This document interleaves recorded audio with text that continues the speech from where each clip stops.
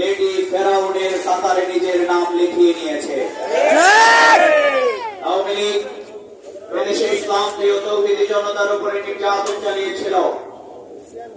আলেম ওলামাদের উপরে, এদেশে টুপিওয়ালা দাড়িওয়ালাদের উপরে নির্যাতন করেছিল।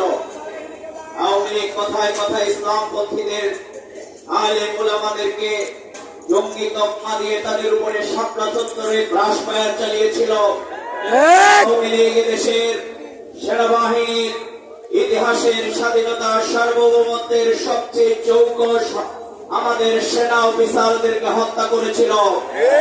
আওয়ামী লীগ আয়নাগর তৈরি করে পৃথিবীর ইতিহাসের সবচেয়ে বড় মানবাধিকার লঙ্ঘন করেছিল।